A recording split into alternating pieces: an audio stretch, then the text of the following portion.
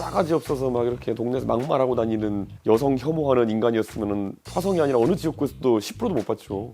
그러니까 애초에 불가능한 인간상을 저한테 씌워놓은 거죠. 80년대생 의원들이 굉장히 중요할 거예요. 사실 뭐 민주당은 그런 모델이 많지가 않아요. 젊은 이번에 도전자들에게 참 관심 많이 가졌으면 좋겠어요. 저는 길거리 다니면 제 인지도가 굉장히 높기 때문에 매일매일 삶이 여론조사입니다. 저에 대한 표정 변화, 저한테 말 걸어오는 사람들 다 보면은 전혀 그런 경향성은 존재하지 않거든요. 사실 근데 그게 또 지역구 선거 여러 번 치러봤지만 그런 의미에는 사람을 만나면 오히려 역작용을 해요. 뭐냐면 야 이준석이 무슨 괴물처럼 만들었더니만 만나보니까 굉장히 잘하더라. 그럼 그게 오히려 사람들한테 충격으로 다가오는 거죠. 그러니까 저를 까기 위해 노력했던 많은 사람들이 제 화성 당선을 기여한 겁니다.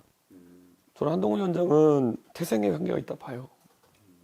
네, 본인이 정치 경험이 없는 상태에서 그거 맡았을 때는 저는 대단한 각오가 있는 줄 알았어요. 네, 근데 각오도 없었고 실력은 더더욱 없었고 사실 그렇게 띄워주는 건 누가 못하나요? 황교안 안 겪어봤나요? 모든 언론과 모든 국민의힘 주변에 있는 덩어리들이 뭉쳐가지고 누구 하나 영웅 만들려면 왜 못하나요?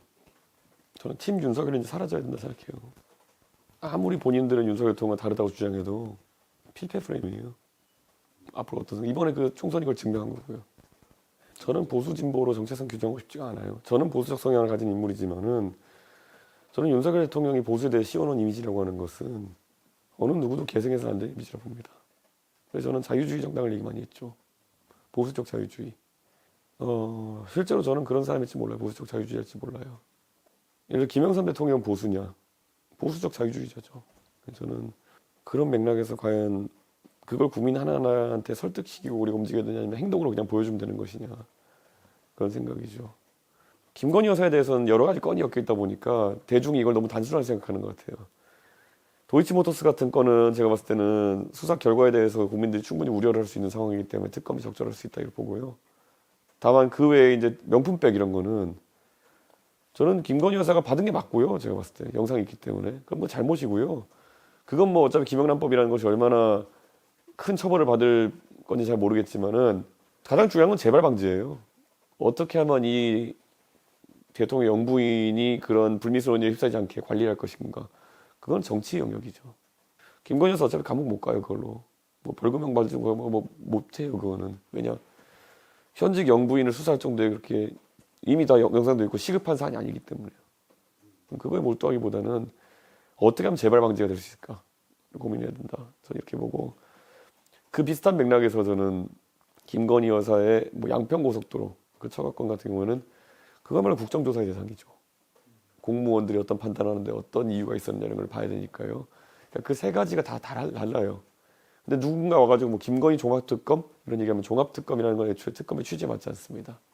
특검이 특별검사인 이유는 특별한 사안에 대해 가지고 원포인트로 하는 거지. 종합특검이란 거 하게 되면은 한 사람 사인에 대한 그냥 털어내기를 자행하는 그런 반헌법적 도구가 될 수 있는 거거든요. 저는 그건 반대하고요. 다만 아까 말했던 도이치모터스 특검 같은 경우에는 저도 수사 결과 봤을 때 제가 납득하지 못한 게 너무 많기 때문에 해도 된다 이런 생각입니다. 전 조국혁신당 같은 경우에는 조국 전 장관이 윤석열 대통령에 대한 분노가 극에 달했다는 건 보이지만은 반대로 얼마나 그러면은 저 윤석열 정부의 실정을 바로잡고 변화를 가져오기 위한 그런 사전 배경 지식이 있는지 모르겠어요. 저는 그 당의 대표를 맡기 때문에 잘 압니다. 네, 근데 그 부분을 모르기 때문에 조국 전 장관이 계속 가서 이제 그냥 언론에 대고 때리는 역할만 하잖아요. 저는 그것보단 기민하게 해야죠. 저는 윤석열 대통령에 대한 정치적 평가는 이미 끝났다고 봐요. 지금 리얼미터나 이런 조사들 이제 일간으로 나오는 거 보면은 총선 직후에 27까지 떨어졌다고 나오는데 저는 제가 대통령에게 사실 좀 선제적으로 홍준표 총리하고 이렇게 하겠다는 이 뚝을 막지 못할 거예요. 가만히 놔두면. 사실상 통치불능 상태가 올 거기 때문에 윤석열 대통령에 대한 인기는 사라질 거예요. 저는 4년 중임제 개헌 나쁘지 않다 보고요. 제가 오히려 선호하는 거는 이원 집정부제 같은 느낌. 대한민국의 잘 보셔야겠지만 윤석열 대통령이 검찰 일을 하는 거지 지금 경제나 안보를 한다는 것 자체가 지금 재앙이거든요. 지금.